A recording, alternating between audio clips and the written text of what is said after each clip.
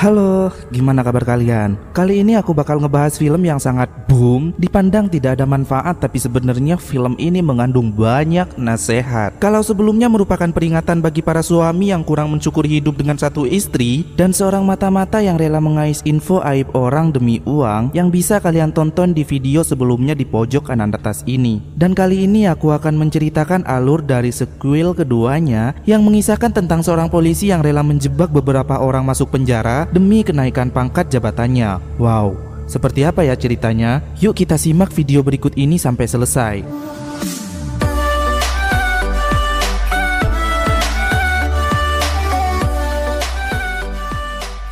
Adegan diawali dari seorang informan alias mata-mata polisi yang bernama Michael. Dia disekap di sebuah ruangan oleh Jigsaw dengan helm paku yang bisa menutup otomatis di kepalanya. Kalian tahu tumbuhan pemakan serangga? Ya kira-kira seperti itulah cara kerja alat tersebut. Michael yang mengamuk tak sengaja mengaktifkan waktu otomatisnya 1 menit untuk mengambil kunci yang sudah Jigsaw tanam di dalam matanya. Karena tidak berhasil mencongkelnya, Michael pun terbunuh oleh alat tersebut.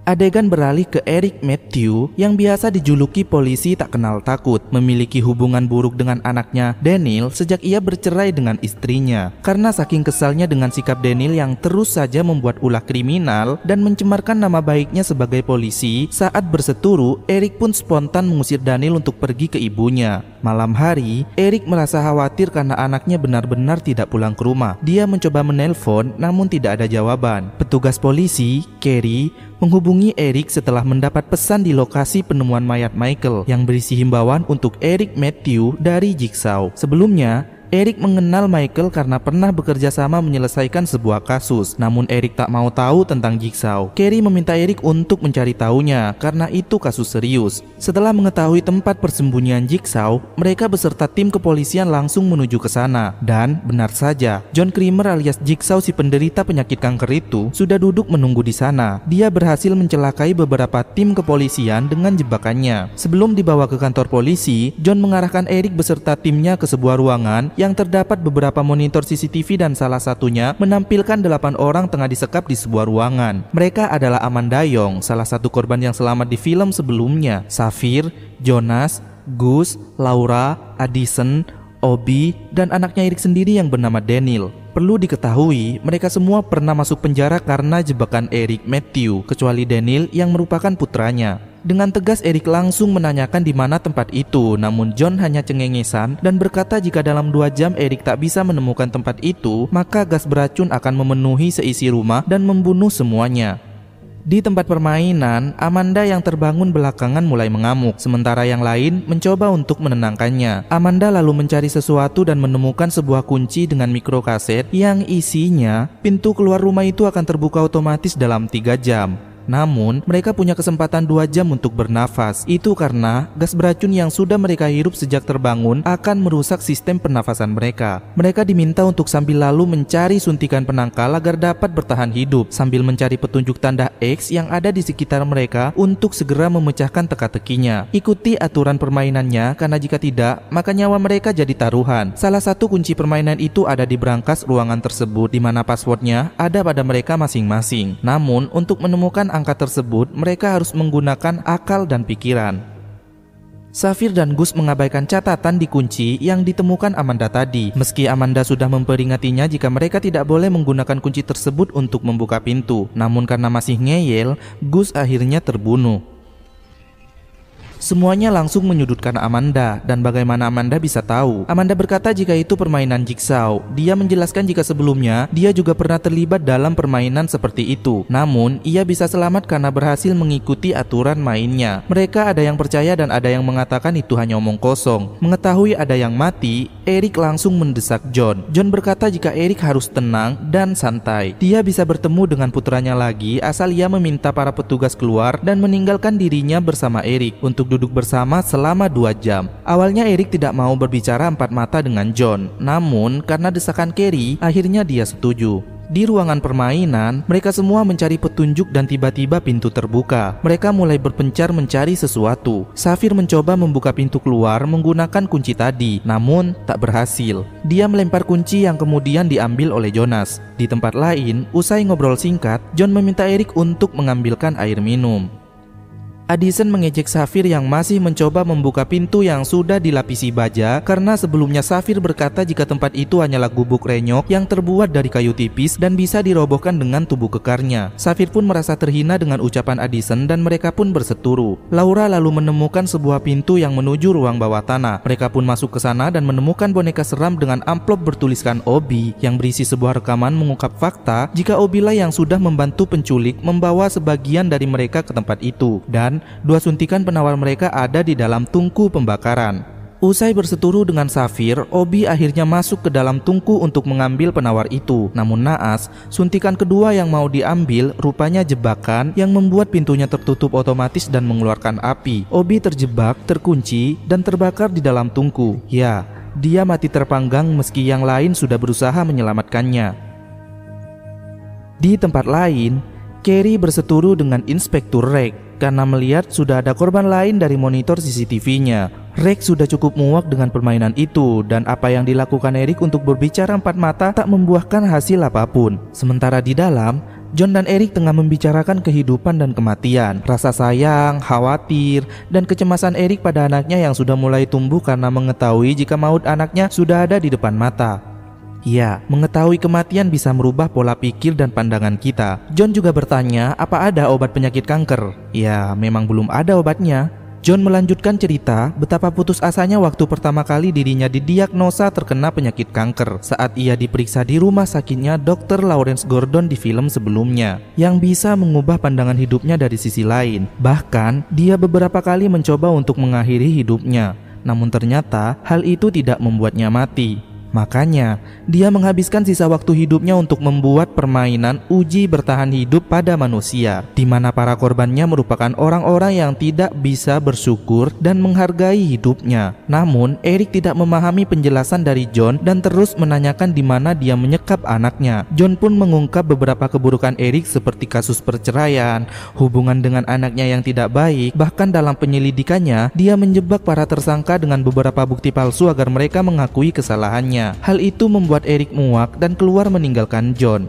Di tempat permainan, Daniel bertanya pada Amanda apakah mereka bisa selamat dan kenapa Amanda seperti membela si penculik itu dengan mengatakan jika itu hanyalah permainan, bukan tindak kriminal.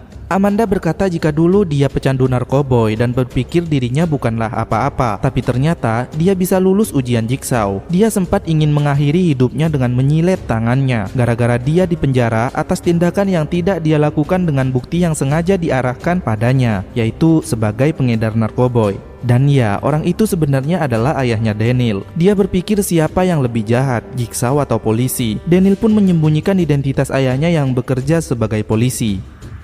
Jonas datang dan memberitahu telah menemukan ruangan baru. Mereka pun segera ke sana dan ternyata ada waktu yang berjalan usai pintunya dibuka. Sebuah amplop bertuliskan Safir berisi mikrokaset yang isinya menyudutkan Safir dan menjelaskan jika Safir punya waktu 4 menit untuk mencari kunci pintu baja itu yang ada di kubangan berisikan ratusan suntikan. Jika gagal, maka pintu itu tidak akan terbuka selamanya. Safir yang tidak berani justru mendorong Amanda masuk ke dalam kubangan itu. Amanda yang kesakitan terpaksa mencari kunci tersebut karena sudah terlanjur. Namun setelah menemukannya, mereka terlambat beberapa detik yang membuat Safir marah pada Amanda. Tapi semua orang membela Amanda dan Safir pun pergi. Sementara itu, Carrie, Reg, dan Eric merasa kebingungan karena waktu terus berjalan. Eric yang sudah tidak tahan akhirnya mengacak-acak ruangan itu. John mulai membicarakan keburukan Eric lagi dan mengatakan laci meja coklat. Mereka menemukan foto orang-orang yang pernah dipenjara akibat bukti palsunya Eric. Ya, orang-orang itu adalah orang-orang yang ada di dalam monitor CCTV tadi, kecuali Daniel. Safir mendatangi ruangan awal mereka terbangun dan mendapati petunjuk angka di belakang lehernya Gus. Merasa yakin itu adalah angka pin brankas tersebut, Safir pun berniat mencari tahu angka-angka dari orang yang lain. Jonas yang datang ke sana tidak mau menuruti perkataan Safir untuk berbalik badan. Mereka pun terlibat perkelahian yang membuat Jonas tewas.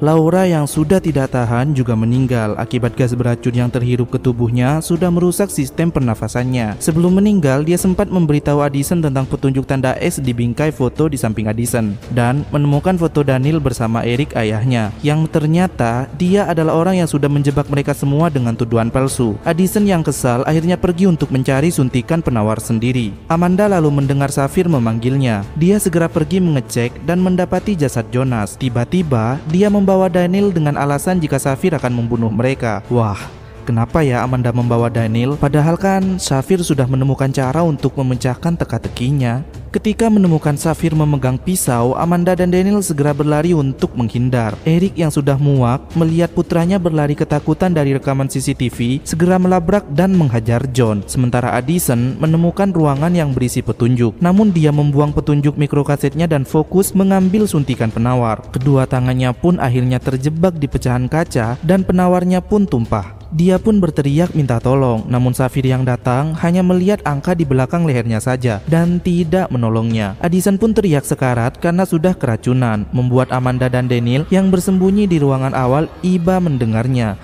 namun mereka tidak bisa berbuat apa-apa. John akhirnya bersedia membawa Eric ke tempat itu, namun ia meminta hanya berdua saja. Di saat yang bersamaan, tim pelacak berhasil menemukan lokasi dalam rekaman CCTV tersebut. Safir mencoba mendobrak pintu ruangan awal, namun Amanda dan Daniel dari dalam mencoba segala cara untuk menghalanginya. Amanda lalu menemukan terowongan di bawah brankas. Ternyata kuncinya yang ditemukan di awal tadi. Beruntung Daniel sempat melihat Jonas yang mengambilnya waktu Safir membuang kunci tersebut. Eric tiba di tempat permainan itu, menemukan beberapa mayat dan foto dirinya bersama Daniel. Petugas kepolisian juga tiba di sana, namun Carrie tak melihat mereka satupun dari monitor CCTV-nya. Sementara Amanda, Daniel, dan Safir tengah kejar-kejaran dan masuk ke sebuah ruangan tempat kamar mandi kumuh dengan jasad yang ternyata adalah Adam Steinheck di film yang pertama, beserta potongan kaki Dr. Lawrence Gordon yang sudah membusuk. Safir menemukan mereka, namun Amanda berkata jika Daniel sudah tewas. Safir menjawab tidak masalah karena dia hanya ingin tahu nomor di belakang lehernya saja. Amanda balik bertanya bagaimana dia bisa tahu nomor lehernya sendiri. Safir pun menyayat kulit leher belakangnya dalam upaya mengetahui angka tersebut. Amanda jadi flashback saat dirinya membunuh temannya sendiri untuk bertahan hidup. Dan saat Safir lengah, Daniel yang berhasil mengelabuhinya dengan pura-pura mati menggorok lehernya menggunakan gergaji hingga Safir innalillah.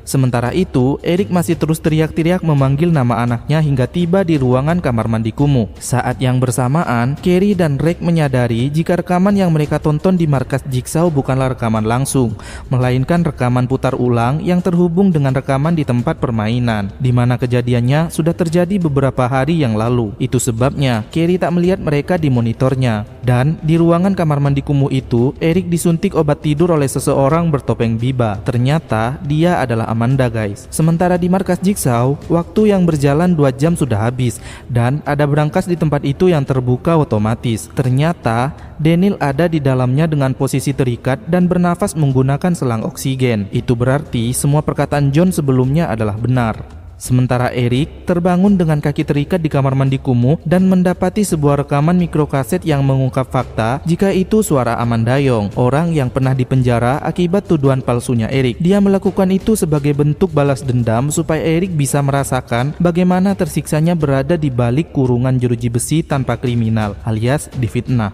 Ya, Amanda rupanya menjadi kaki tangan John Kramer semenjak ia berhasil selamat dari permainan Jigsaw yang pertama dan akan menjadi penerus Jigsaw. Amanda lalu muncul untuk menutup pintu, meninggalkan Eric untuk mati secara perlahan seperti Alex di ruangan tersebut, dan permainan pun berakhir.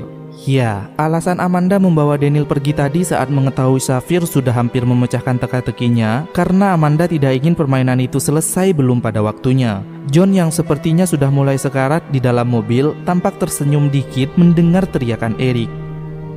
Tamat.